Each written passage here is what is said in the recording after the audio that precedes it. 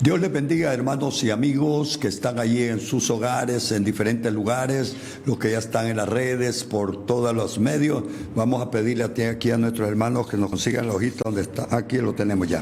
Así que todos los hermanos que están con nosotros uniéndose sus medios para llevar esta palabra, este mensaje. Ahora tenemos a un equipo siempre que es una bendición ver conocido a David, Daimo y a la hermana Sonia, ¿verdad? Que ella pues está desde Jerusalén en este momento, ahí en Israel, desde allá está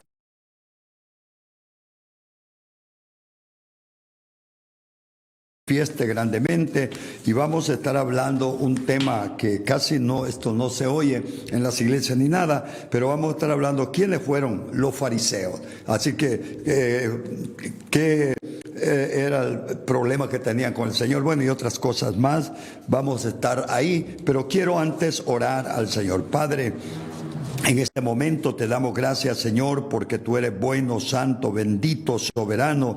Gracias, Dios, porque nos permites este momento, Señor, para presentarnos ante ti y llevar esta palabra a muchas personas, Señor. Mira, Señor, nuestros hermanos que están patrocinando en esta hora, te los ponemos en tus manos. Te ponemos al hermano José García en Atlanta, que está patrocinando. Bendícelo, Señor, a su familia, a todos. Al hermano Luis Amílcar González también, Dios mío, ahí en Los Ángeles, oh Dios, bendícelo. Todos, Señor, los que están ahí en su casa, te han bendecido. La hermana Tina Sassano, ahí en Atlanta, Dios bendiga a nuestra hermana que está patrocinando este espacio. Dios eterno, bendícelo, bendícelo, bendícelo, Señor. También los canales, Señor. Dios, te pedimos que puedas, Señor, bendecir a todos los directores, Señor, de esas cableras, la cablera de Jocoro, que está ahí el canal 98 transmitiendo, Señor. También ahí, Señor, la cablera ahí en Morazán, ahí también el canal 61 donde estamos llevando este mensaje adelante. El canal 23, Fusión Los Ángeles, California. Bendícelo, Dios, bendícelo grande y poderosamente. Mire el canal 90 en Unción Neue, en el Progreso Lloro, Honduras. Ahí, Señor, le pedimos, Señor, por todos que los puedan bendecir. También los que están retransmitiendo este programa, Señor, el canal 21.5 Houston, Texas, Cristo TV, bendice a nuestros hermanos. También el canal Inversiones, o sea, la cablera Inversiones Flores en Choluteca, Honduras, que está transmitiendo. También la Radio Sion 100.7 FM, Cancún, México. Oramos por las bendiciones para todos estos medios, Señor. Por la radio, ahí a la radio Israel en Dallas, Texas. Bendíceles, Señor, también a nuestros hermanos. También la radio y televisión Chofar, Costa Rica. Oh Dios, bendice, bendice, Señor. Mira a nuestro hermano, Señor, la radio Cristo viene pronto. Cristo viene pronto en Chimbote, Perú. Ahí nuestro hermano Víctor es el que está, aleluya, uniéndose con nosotros en esta hora. Dios bendiga a nuestro hermano, a todos los que trabajan y los medios que tenemos acá en El Salvador, que son nuestros, que Dios nos ha dado. Ahí tenemos a la 1080 San Miguel y San Salvador, que están transmitiendo la 92.5 Radio Ebenecer, San Francisco Gotera, Morazán. También está la 103.7 Radio Jericín, Ciudad Barrio. También la 1090 y 1280 en Santa Ana. Señor, bendice todos estos medios, bendícenos a todos. Y ahora, Señor, ponemos en tus manos a nuestro hermano David, a nuestra hermana Sonia. Señor, tómala en tus manos en esta hora para que podamos llevar esta palabra adelante. Bendito sea el Señor. Amén. Bien, es un privilegio tener a nuestros hermanos acá con nosotros nuevamente, hermano David y también nuestra hermana Sonia.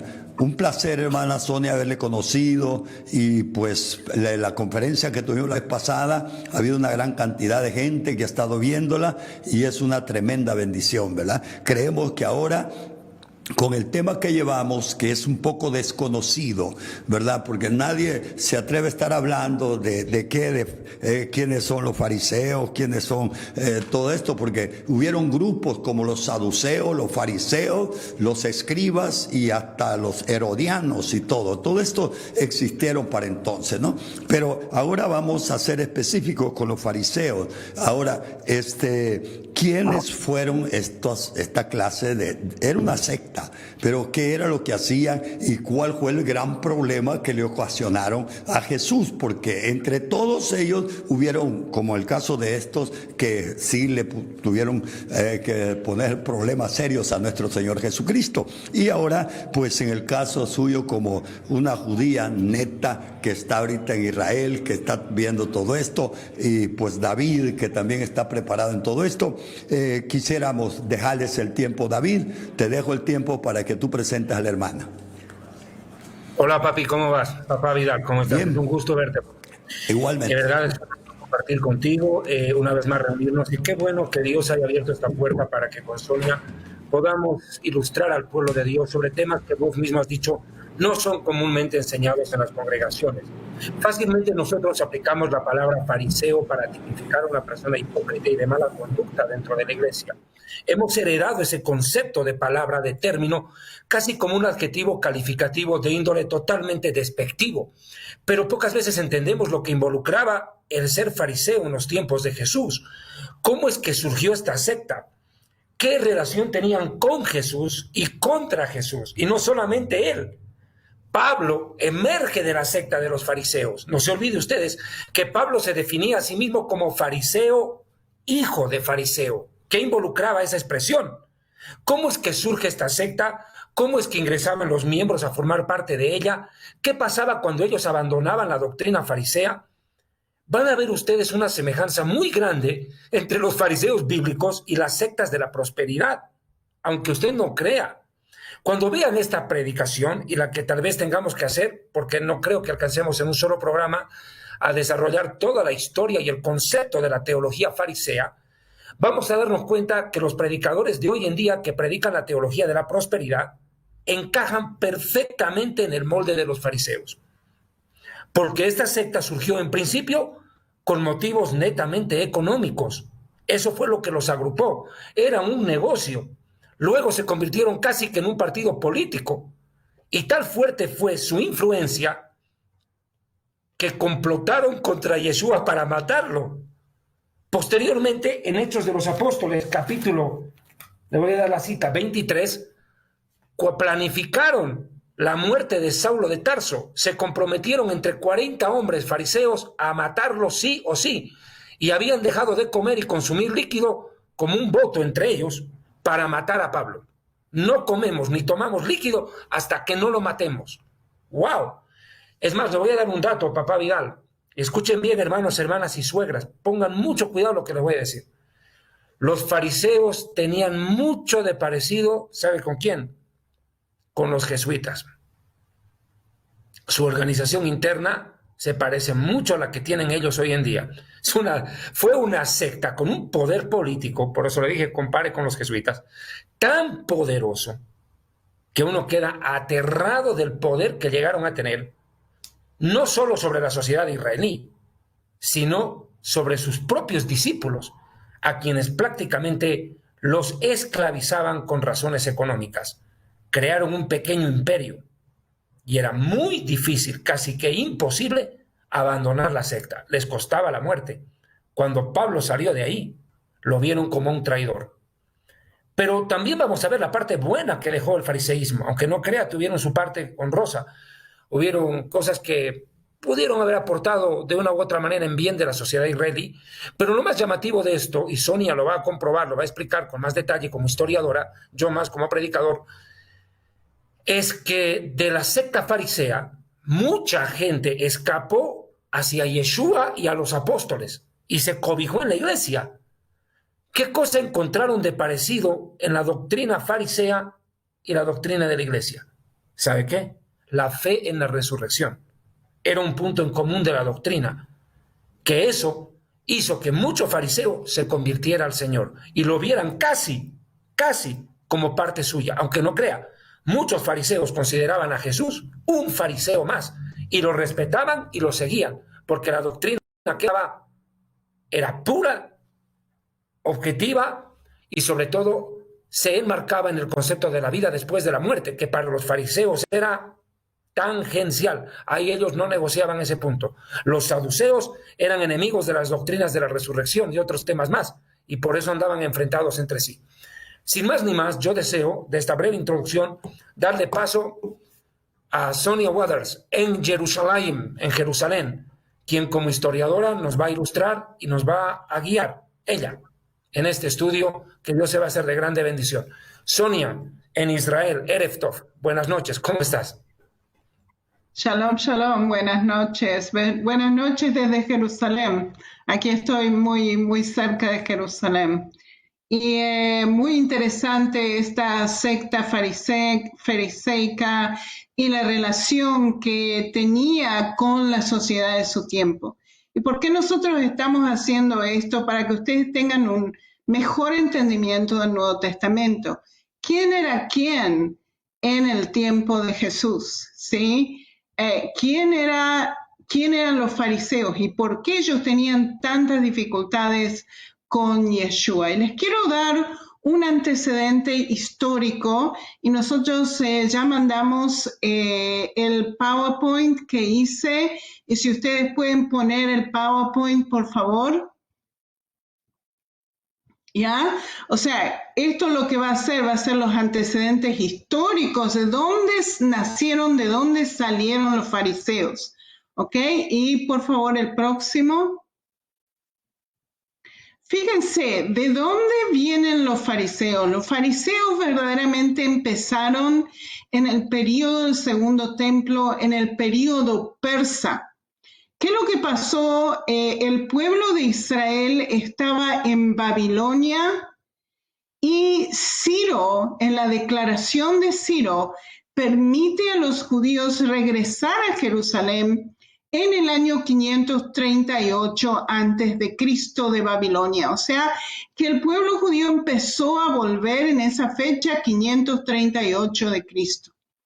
¿Y qué es lo que pasa? Esta gente entendió que la razón por la cual Dios sacó al pueblo de Israel de aquí, de la tierra prometida, fue por idolatría, ¿ok? Entonces, Ciro los deja entrar, empiezan a entrar en el 538 antes de Cristo y después otro rey persa que se llamaba Artajerjes, un poco difícil de decirlo, le dice a Esdras, no sé cómo se dice, Esdras, que él tenía que hacer algo específico. Y esto está en Esdras 7:25. Y dice así, y tú, Esdras, según tu sabiduría dada por Dios, establece magistrados y jueces que puedan juzgar a todo el pueblo que está en la región más allá del río. Está hablando del río Eufrates. Todos los que conocen las leyes de tu Dios y enséñales a los que no los conocen. ¿Ok? Ahora, ¿me pueden dar la otra parte, por favor? Gracias. ¿Ok? Y fíjense qué es lo que estaba pasando aquí. Acuérdense que el Señor echó a los israelitas por idolatría, ¿ok?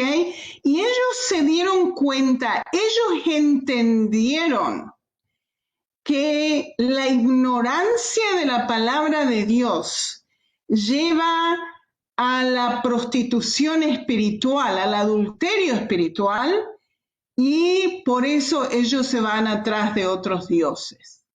Entonces, ¿qué es lo que el pueblo de Israel decidió hacer? Decidió educar a toda la nación. Pongan el otro, por favor. Y fíjense, estas reformas fueron instituidas por Esdras.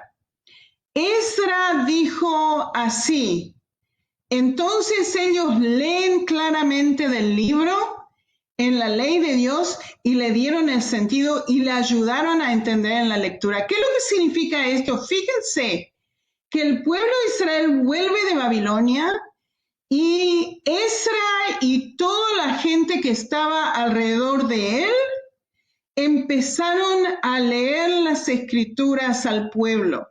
Y cuando ellos empezaron a leer las escrituras al pueblo, ellos estaban llorando porque nunca escucharon las escrituras en la vida de ellos, ¿sí? Y se dieron cuenta qué pecadores que son y se dieron cuenta que las escrituras tienen mucho valor y que ellos, Ezra y toda la gente que estaba con él, tenían que enseñar las escrituras, así como el rey persa dijo, enseña a todos. Y ahí empezó lo que se llama la reforma de Ezra y toda la nación fue educada. Esto es 2500 años atrás.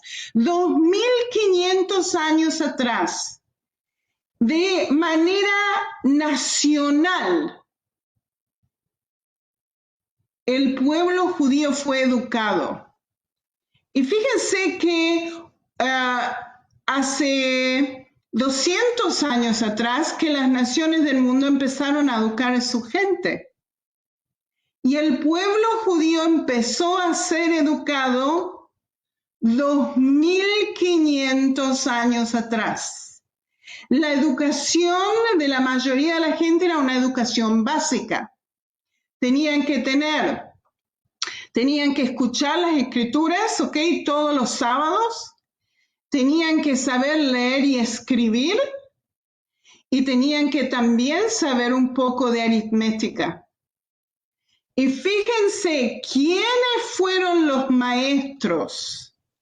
¿Quiénes fueron aquellos que empezaron a educar a la nación?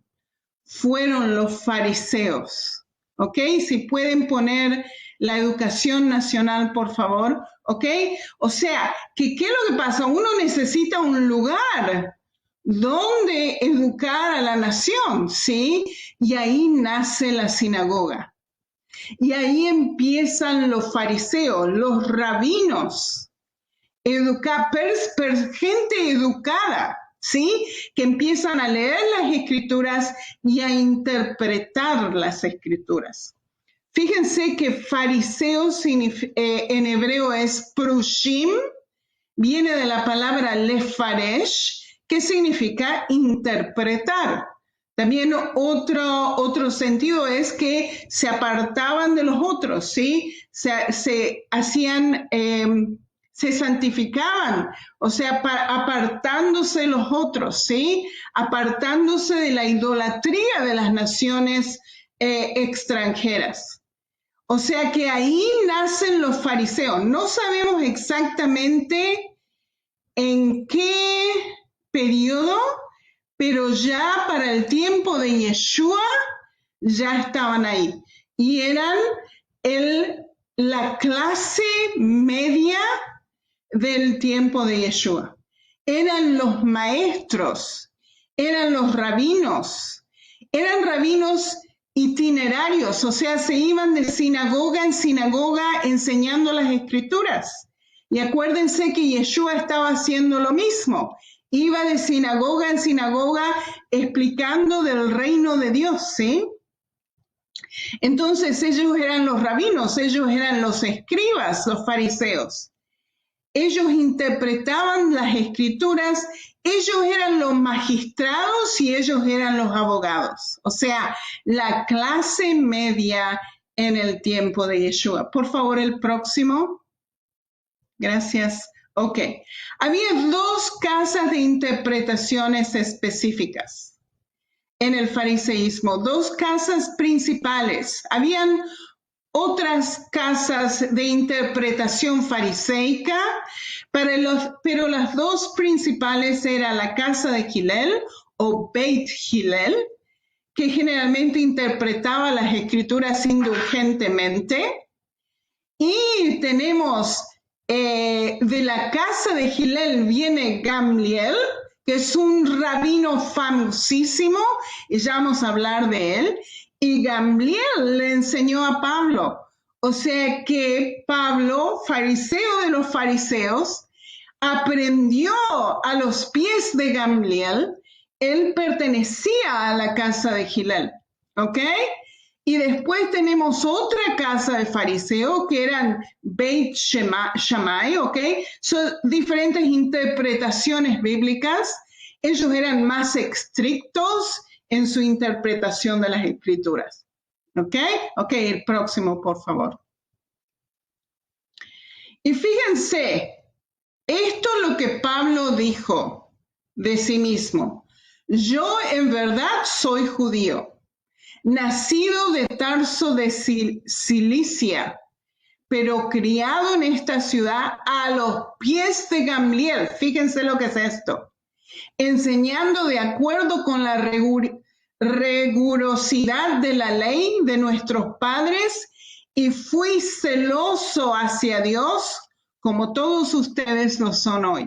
O sea que fíjense, una de las caracterizaciones de ser fariseo era ser celoso por Dios, celoso por la ley. Ustedes tienen que saber esto para que entiendan más adelante. Ok, el próximo, por favor. ¿Quién era Gamliel? Gamliel estaba en el Sanedrín. Gamliel era uno de los rabinos más famosos de Israel en el periodo del primer templo. En el periodo del segundo templo, en el tiempo de Yeshua. Este era un rabino, un sabio, amado por todos los fariseos. Y acuérdense, les voy a dar los antecedentes de esta escritura que tienen enfrente de ustedes. Acuérdense que los discípulos entraron en problemas con los fariseos y los saduceos en el Sanedrín. ¿Y qué es lo que hace Gamliel? Los manda a los discípulos afuera del Sanedrín y empieza a hablar al Sanedrín. Y esto es lo que Gamliel le dice. Hombres de Israel, mirad por vosotros mismos lo que pensáis hacer con estos hombres. Ahora les digo, manténganse alejados de estos hombres y déjenlo en paz respecto a los apóstoles, ¿sí? Porque si este plano o esta obra es de hombres, no llegará a nada. Pero si es de Dios, no puedes derribarlo. No sea que se encuentren luchando contra Dios, ¿ok? O sea que este Gamliel, sabio Gamliel, le está diciendo al Sanedrín, ¿qué es lo que están haciendo ustedes? Si esto es de Dios, va a seguir. Y si no es de Dios, va a parar. Entonces, ¿cuál es el problema? Déjenlo que hablen, déjenlo que hagan lo que tienen que hacer. Uno no sabe si es de Dios o no. Fíjense qué sabio este hombre. Y este fue el hombre que enseñó a Pablo, ¿sí? O sea que ustedes pueden ver de dónde vienen los fariseos. Ok, por favor, el próximo. Ok, y fíjense que la contención más grande que estaba pasando en ese tiempo fue con los fariseos. ¿Por qué? Porque los fariseos eran educados. Los fariseos, estas casas fariseicas, estas interpretaciones fariseicas eran de gente educadísima. Si nosotros la ponemos al nivel de la educación de hoy, estos serían universitarios, ¿ya? Y como ellos estaban predicando las escrituras también, ellos estaban enseñando las escrituras también, ellos estaban pensando, pero ¿de dónde Yeshua saca tanta sabiduría? Le estaban diciendo a él, ¿con qué autoridad estás haciendo todas estas cosas? ¿Quién te dio esta autoridad? ¿Qué es lo que estaban diciendo en este momento? ¿Quién te dio la autoridad? ¿Te dio la autoridad? ¿Venís de Beit Hillel? ¿Venís de la casa de Hillel? ¿o venís de la casa de Shammai? ¿Quién te enseñó esto? Decinos, sí. Eso es lo que te estaban tratando de hacer. Pero fíjense que la sabiduría de Yeshua iba mucho más de lo que los fariseos estaban haciendo en su época, ¿sí? Yeshua estaba mirando al corazón de la persona. Acuérdense cuando él dijo, dicen las escrituras que no matarás, pero yo te digo que si no odias a una persona en tu corazón, no lo vas a ir a matar. O sea, que siempre Yeshua estaba mirando al corazón de la persona. O sea, que su entendimiento era mucho más elevado del entendimiento de los fariseos. Y encima Yeshua estaba haciendo milagros. ¡Ay, ¡ay, ay! Sí. Imagínense eso, ¿sí? Así que los fariseos no entendían qué es lo que estaba pasando, ¿ok? Yeshua estaba en medio de ellos y no sabían qué es lo que estaba pasando. No sé dónde está David, si quiere entrar, no quiere entrar, no sé dónde está David, no lo veo. ¿Me pueden poner David? Sí, señora. Davidcito, ¿querés agregar algo? Sí, señora, ya me ponen, creo, en doble pantalla. Yo también estaba mirando acá. Estaba atento a tu explicación. Quiero tocar algunos puntos que me parecen importantes. Repetime la cita que leíste en el libro de Nehemías, porque yo necesito recapitular algo de lo que has dicho de Nehemías como punto de partida a lo que yo voy a completar, a lo que tú perfectamente has explicado. Ok, ¿me pueden volver al Nehemías? ¿Pueden volver a la escritura de Nehemías, por favor? Era Nehemías, capítulo 8, verso 8. Entonces ellos leen claramente del libro en la Torá de Dios y les dieron el sentido. Ahí pongan cuidado a esa expresión. Y les dieron el sentido y les ayudaron a entender la lectura. Gracias. Esto era lo que yo necesitaba tener a mano. 8:8. Déjenme acá, voy a marcar esta cosa porque si no me enredo. Bueno, a ver. Primero quiero mencionar lo siguiente. Es bueno cuando te enseñan. Es muy bueno cuando te aclaran. El problema, Sonia, y por favor no nos separen en pantalla, por favor, porque así nos complementamos más fácil en la explicación.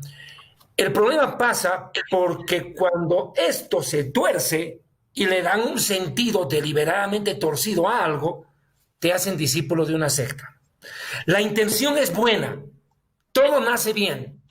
El problema es cuando se tuerce en el camino, cuando toma otra dirección y cuando le das un sentido muy diferente a la intención primaria de las cosas. El objetivo de Nehemías y de Esdras era enseñar, bien lo has dicho. En principio los maestros eran gente muy bien adoctrinada que seguía un curso doctrinal correcto. Por ende habían encauzado por el camino de la Torá a la nación para que no caiga en el pecado abominable de la adoración de muñecos, de palos, de idolatría, y para que no se repita la historia. El problema pasa cuando algunos de ellos, de este sector académicamente elevado, tú lo dices que eran como universitarios de hoy. Yo me atrevería a decir algo más, Sonia.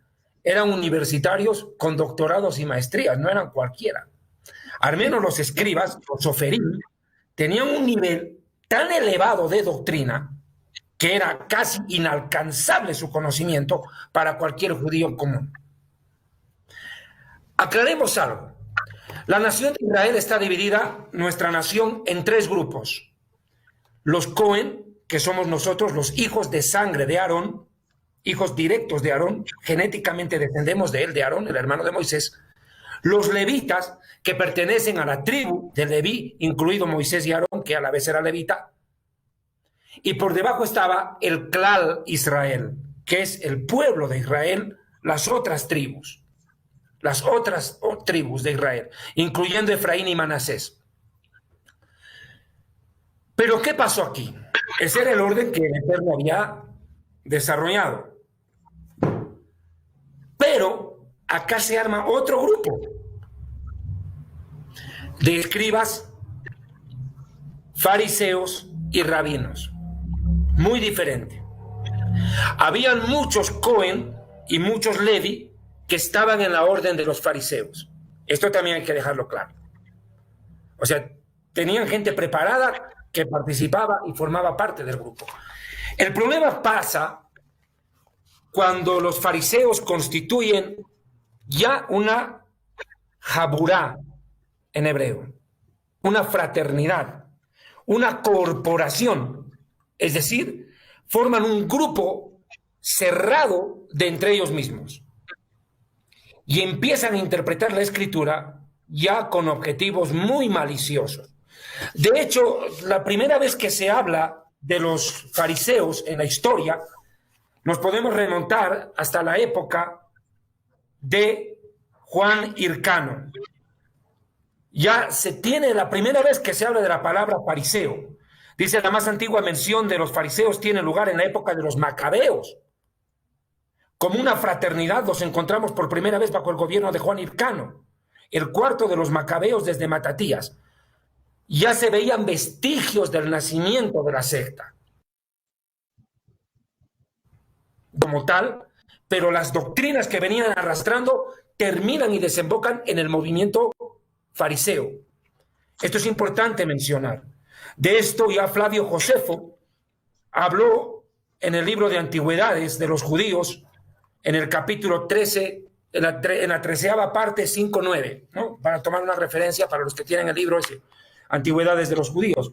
Lo que pude investigar era que este movimiento surge con el tema del macer, de los macerot, de los diezmos. ¿Qué es lo que había pasado en la nación de Israel? Póngame atención acá. Por eso les decía yo que mucha analogía con Guillermo Maldonado, Cash Luna, todos los de la prosperidad, va a ver usted que tienen las mismas motivaciones de estos cuates. Va a ver por qué. La nación de Israel había dejado de diezmar. Dejó el diezmo de lado. Y también dejó el diezmo de los diezmos, que es otro diezmo, que era para cubrir las necesidades de los pobres, huérfanos, extranjeros, viudas y menesterosos, enfermos. Era un diezmo que se recogía para ayudar a la sociedad. Entonces, ¿qué ocurrió? Deciden crear una comisión que se encargue de supervisar que las personas paguen el diezmo. Una policía religiosa. ¿Está bien el término, Sonia? ¿Te parece bien? ¿Se puede llamar así? Era como una policía religiosa que investigaba a quienes pagaban diezmo y quienes no pagaban diezmo. Y al que no pagaba, mijito, le caían con todo. Entonces, ¿qué pasó? Llegó un momento en el cual ellos agarran y le dicen a la gente, bueno, como ustedes a veces se hallan la manera de evadirnos, a nosotros como policía religiosa, ahora van a pagar el diezmo antes, no después. ¡Wow! ¿Antes de qué? Antes de cualquier cosa. Tienen que pagar el diezmo. ¿Y qué pasó? Ellos empezaron a recolectar el diezmo y la plata les gustó. Les fascinó la plata. Y lo tremendo de ello es que ellos no diezmaban. O sea, cobraban el diezmo, pero ellos no diezmaban. Y esto se convirtió en un verdadero problema dentro de la nación de Israel. ¿Por qué? Ahora va a entender usted Mateo 23, verso 4. Ahora lo va a entender a Jesús.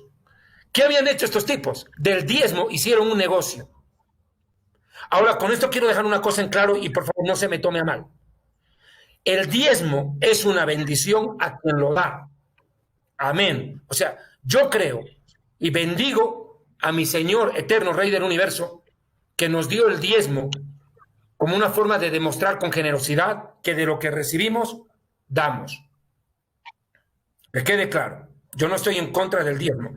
En lo que estoy en contra es de lo que los fariseos habían hecho del diezmo. Un negociado en el cual ellos cobraban, pero no daban. Me suena mucho a los predicadores de la prosperidad. Llame ahora por teléfono en este momento, no se pierda la oportunidad de la bendición. Toma tu teléfono y manda tus $10 que Dios te va a multiplicar 100 por 1, porque recuerda que esto es como en el boxeo. ¡Pum! Más bienaventurado es dar que recibir. Manda tu plata. Si es tan bienaventurado dar, ¿por qué no dan ellos y nos demuestran con el ejemplo que es mejor dar que cobrar? Eso hicieron los fariseos. Un negocio. Nunca diezmaban, pero cobraban el diezmo y forzaban. Apretaban del pescuezo al que no diezmaba. Ese es un referente doctrinal de los fariseos. Y viene Jesús y les pega en la cabeza. en Mateo 23, mire lo que dice Mateo 23, 14. Permítame un cachito, por favor. Mateo 23, 14. ¡Ay de ustedes! ¡Qué terrible declaración! ¡Ay de ustedes! Escribas y fariseos hipócritas, porque devoran las casas de las viudas y como pretexto hacen largas oraciones y por esto recibiréis mayor condenación. Mire, les robaban a las viudas, no las ayudaban. Les sacaban hasta el último centavo. Y les decían, pero siéntase agradecida de dar, porque yo voy a orar por usted. Y tiraban oraciones de 20, 25 minutos, largas oraciones, que pensaban que con eso iban a calmar la conciencia de la pobre viuda que quedaba en la miseria. Y no solamente ese pasaje. En Mateo 23, verso 4, fíjese lo que les dice. Inclusive, porque ustedes atan con cargas pesadas. El diezmo se convirtió en una carga para el pueblo de Israel, porque esta policía religiosa, hermano, era terrible. Atan con cargas pesadas y difíciles de llevar y las ponen sobre los hombros de los hombres, pero ustedes ni con un dedo las tocan. ¡Qué terrible! O sea, la doctrina farisea, vuelvo y lo digo, estaba creada ya en algún determinado momento con la tendencia a presionar al pueblo para sacar el diezmo. Y otra doctrina que tenían los fariseos, todo tenía que ser purificado, todo tenía que ser kosher, como llamamos en hebreo, puro. Pero ¿y qué cosa es lo que determina qué es puro y qué es impuro? Lo determinaban ellos bajo sus propios juicios, bajo sus propios argumentos y bajo sus propias estratificaciones. A tal grado llegaba su concepto de pureza que la ropa de un fariseo era tan pura que otro no se la podía poner. Y que si alguien rozaba la ropa del fariseo, el fariseo quedaba contaminado. Y se sintieron tan puros, inmaculados y santos que nadie los podía tocar porque los contaminaban. ¿No les suena muy parecido a los de la prosperidad, a los predicadores que andan con guardaespaldas y que nadie los puede tocar a ellos porque se les va la unción del Espíritu? Tan grave fue esto, tan grave fue, es que por ahí digo, el espíritu de los fariseos no ha muerto. Ahora lo tienen los predicadores de la prosperidad. Mire por qué. Le voy a dar un dato interesantísimo. Mire, a los fariseos también se los llamaba Jaber. Es una palabra que nosotros utilizamos, ¿cierto? Jaber es amigo. De ahí viene la palabra Jaburá, que es una confraternidad, un grupo de cuates, de amigos, de patas, de chocheras, panas y parceros para colombianos y amigos por allá. Las obligaciones generales de un Jaber, de un fariseo, eran las siguientes. Para los que están afuera del grupo, ahorita le digo las que están adentro, y ahorita vamos a hablar de Pablo. Mira lo que pasó. Primero, no debía comprar ni vender nada de otro que no sea de su grupo, de su secta. ¡Wow! O sea, la unción de Kiko, para los que conocen Chespirito en Latinoamérica, chusma, chusma, fuera. Tú no eres parte mía, fuera, lárgate de acá, pedazo de hongo. Terrible. Discriminadores, discriminadores. A ti no te compro nada ni te vendo nada porque no eres parte de mi grupo. Oye, terrible. Segundo, no se le puede dar nada en estado sólido o en estado líquido. Tampoco se puede compartir la mesa de aquel que no forma parte de la secta porque no se sabía si había alcanzado a diezmar o no. O sea, para que tú seas pura, tienes que diezmarme a mí. Y como tú no me diezmas a mí y yo no te conozco, yo no me puedo sentar en tu misma mesa y no puedo tomar agua de tu mismo vaso. Por ende, no te puedo entrar a ver a tu propia casa. Ni tú vas a poder entrar a mi casa porque me vas a contaminar. Porque tú no diezmas. Así fue. Terrible. ¿Qué más pasaba con ellos? Esto, escúcheme por favor esta parte final. Es tan grave la situación que los rabinos en el Talmud, en siglos posteriores, denunciaban el abuso de los fariseos. A tal grado, dice, que en un lugar los llamaron plaga religiosa. Así lo llamaron en el Talmud. Un rabino, el rabino Natán, los llamó plaga religiosa. Otro rabino. Y dice, y los enemigos de los fariseos eran los saduceos.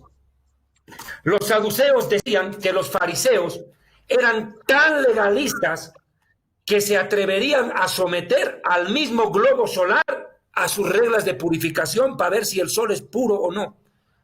Imagínate. O sea, si por ellos fuera, irían a hacerle un análisis al sol para ver si es puro o no es puro, para de acuerdo a eso tomar la luz del sol. Eran tan exigentes con el tema de la purificación, Sonia, que habían esclavizado a la nación de Israel, y lo único que generaron es una contrarreacción en el pueblo, al punto que se apartaron de Dios, porque las reglas que ellos ponían eran incumplibles para cualquier mortal, porque eran tan difíciles, y lo peor, que ni siquiera ellos mismos las podían cumplir. Te doy la palabra. Ok, gracias. Ok, o sea que lo que David está diciendo es por qué Yeshua estaba tan enojado con los fariseos. ¿Por qué Yeshua estaba constantemente disputando cosas con los fariseos, argumentando en contra de las exigencias que estos fariseos estaban haciendo, porque verdaderamente estaban oprimiendo al pueblo, ¿ok? O sea que al principio verdaderamente ellos enseñaban las escrituras y era la clase media educadísima, pero se corrompió su manera de pensar y lo que estaban haciendo con la población. Para ellos era más importante las reglas, especialmente con respecto al sábado, que las personas, ¿sí? O sea, no importaba si la persona estaba enferma o no enferma, en el sábado nadie podía trabajar. Y si lo veían a alguno trabajar, se metía en problemas, ¿ok? Entonces, Yeshua constantemente estaba discutiendo con los fariseos. Para que ustedes se den una idea de qué es lo que está pasando aquí, les quiero decir que discutir en la sociedad hebrea, en la sociedad israelita de ese tiempo, inclusive hasta hoy en día, a nosotros nos gusta discutir. No sé si David está de acuerdo conmigo, sí, pero sí por favor, me gusta argumentar. Separen en pantalla, les ruego internamente, perdónenme que les pida ese favor, no nos separen, porque el rato tengo que imponer ahí. Perdón, te sigo. Sí, sí. Entonces, ¿qué es lo que pasa? Es que a nosotros nos gusta discutir. Pues somos, fíjense, como estuvimos educados por 2500 años, la educación del pueblo judío hasta hoy en día hay más doctorados aquí en Israel que en el resto del mundo. Para que se den una idea del nivel educativo que hay, ¿sí? ¿Y de dónde viene? Porque hemos sido educados por 2500 años. Esa es la diferencia. Y nos gusta estudiar, y nos gusta argumentar, y nos gusta meternos en todo y saber y entender todo. Es insaciable adentro nuestro el deseo de aprender y de tomar esta información, ¿ok? O sea que cuando Yeshua estaba hablando, y los fariseos de diferentes grupos de fariseos le decían, ¿con qué autoridad estás enseñando estas cosas? No todos eran tan malos. Muchos de los fariseos, sí querían entender. Sí querían entender qué es lo que Yeshua estaba diciendo, porque ellos sabían que había sectas de fariseos que son totalmente locos y que completamente no se los puede seguir, ¿sí? Pero ellos vieron que la sabiduría de Yeshua era mucho más elevada que la interpretación que los fariseos estaban dando, ¿sí?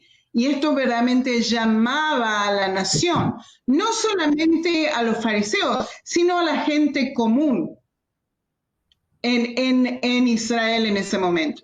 Y fíjense que los creyentes en Yeshua pasaron a ser numéricamente más que los fariseos y los saduceos en ese tiempo, porque era la gente común que lo estaba siguiendo a Yeshua y también había algunos fariseos entre ellos. Ahora, si me pueden poner de vuelta donde dejamos el PowerPoint, por favor. ¿Aló? PowerPoint, de vuelta. Ok. Entonces, Yeshua, la disputa de Yeshua con los fariseos era que los fariseos rechazaron parte de la ley mosaica por sus propias tradiciones, ¿ok? Y siempre había disputas entre ellos. Ok, la próxima, por favor. Ok, una de esas disputas era el sábado. Esto era un tópico, un tema de contención. Para los fariseos, guardar el sábado es más importante que la persona. Y Yeshua constantemente estaba diciendo, no, las personas son más importantes y si es sábado o no sábado, yo los voy a sanar de todas maneras, ¿sí? Siempre había esta disputa. Pero fíjense que en el judaísmo de hoy en día, sanar a una persona, inclusive en el día de reposo, es más importante que el sábado mismo, ¿ok? So, hoy en día el judaísmo ha cambiado, no es más lo que era en el tiempo los fariseos. Ok, la próxima página, por favor. Gracias. Ok. Y fíjense que no solamente los fariseos disputaban con Yeshua y ¿cómo se dice en castellano? Me falta la palabra.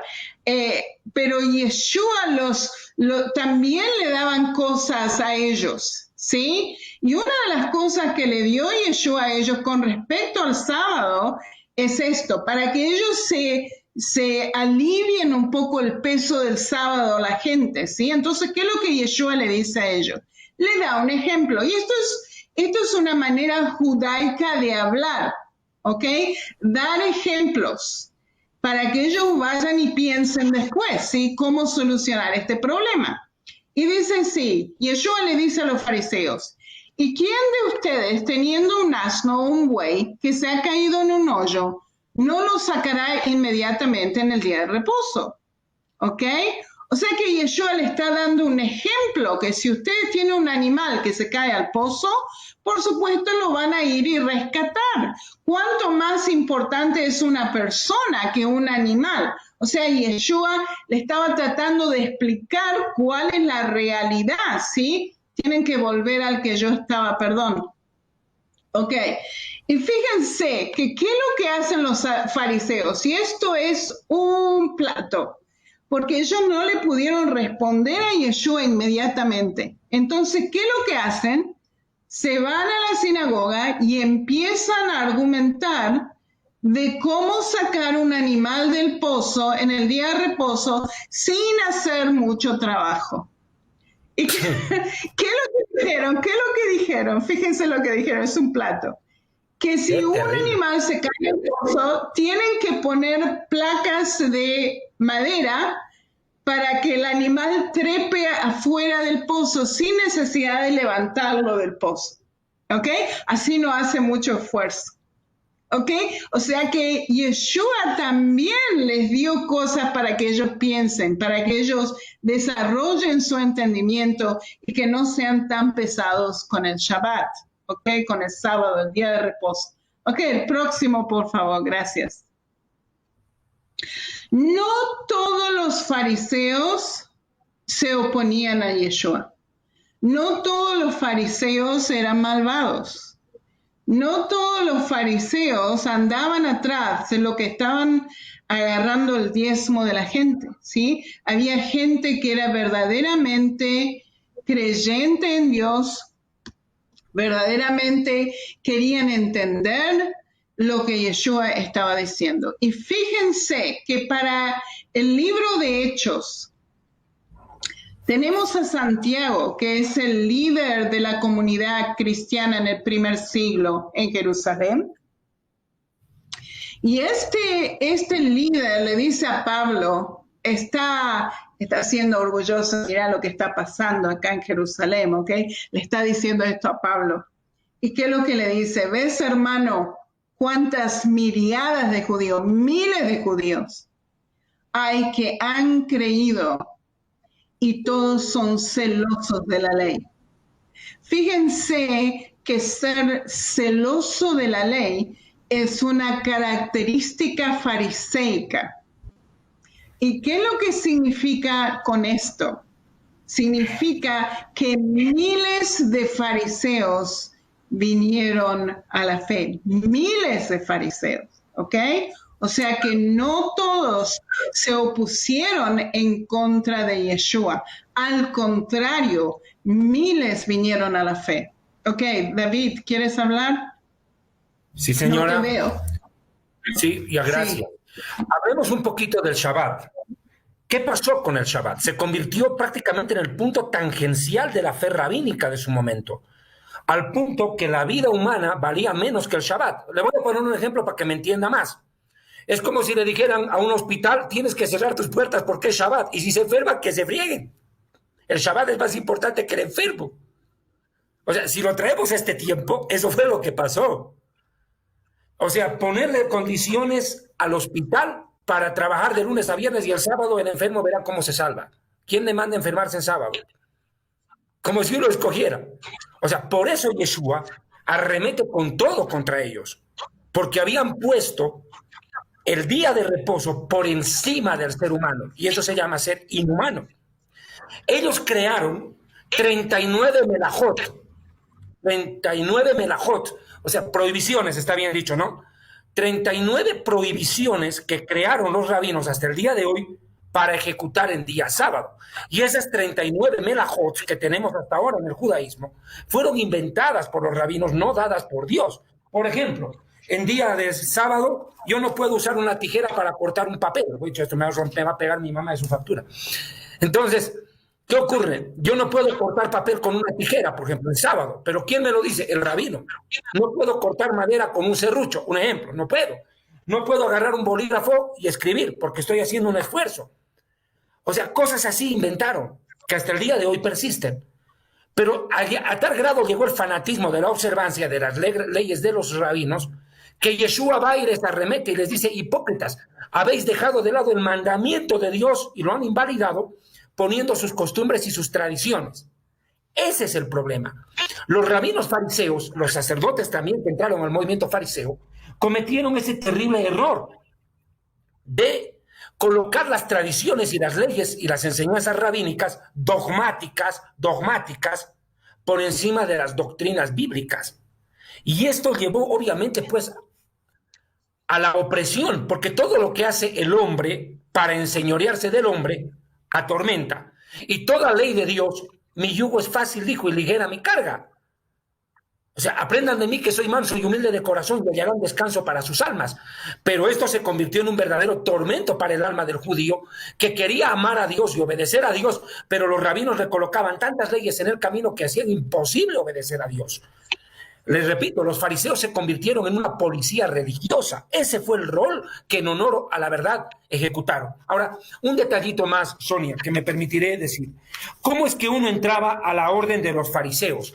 Tenía que entrar, escúcheme bien, por recomendación de tres. 3 Javerim, o 3 de la Jeburá, recomendaban a uno para que entre como novicio. Bueno, novato pues. Ese cuate entraba, tenía un año de noviciato, así se dirá. Bueno, un año de prueba. Luego ascendía, iba ascendiendo 4 niveles, igual que los jesuitas, son 4 niveles. Cuando llegaba arriba era la casta. Otro detalle, la familia entera ingresaba a la secta en el momento en que uno ingresaba. O sea, si el papá de familia entraba, automáticamente los hijos tenían que formar parte de la secta, incluida la mujer. Por eso Pablo dice, en Hechos de los Apóstoles, capítulo 20, no entiendo qué me está diciendo Vidal. Explícame más claro con la frase abrir espacio, no entiendo la expresión, perdóname. Pablo dice en Hechos 23, verso 6, Pablo, notando que una parte del grupo que peleaba era saduceo y la otra fariseos, alzó la voz en el concilio y dijo, varones hermanos, dijo, yo también soy fariseo, hijo de fariseo, y acerca de la resurrección me están atacando. ¡Wow! O sea, ¿cómo es que él se atreve a decir soy fariseo, hijo de fariseo? O sea, que el papá de Pablo tuvo que ser un rabino fariseo de alto nivel y lo mete al hijo. Por ende, lo mete a toda la familia.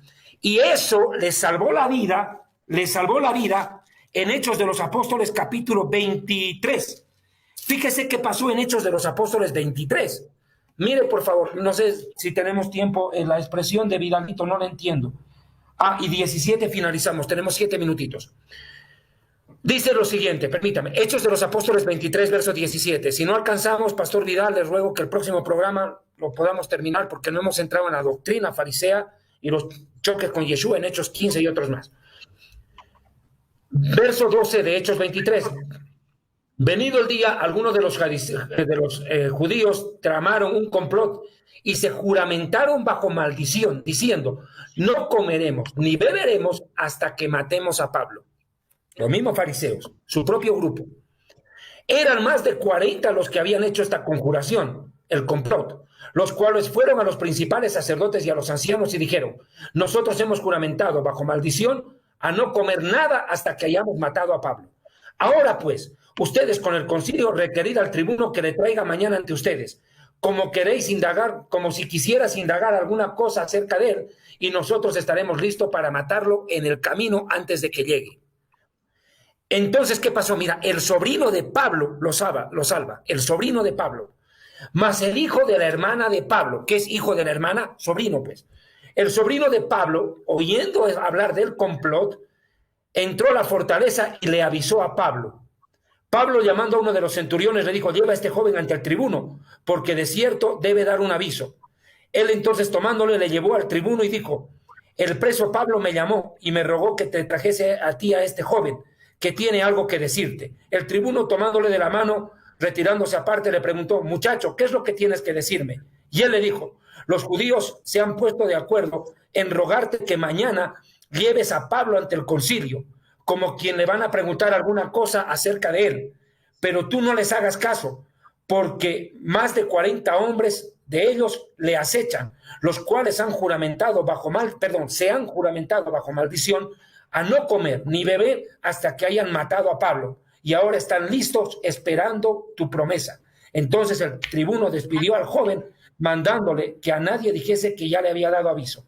Mire, era tan grave la bronca que le tenían los fariseos a Pablo, que lo veían como un verdadero traidor y merecía la pena de muerte, a tal grado que ellos se juramentan a ayunar hasta matarlo como una ofrenda a Dios. Increíble.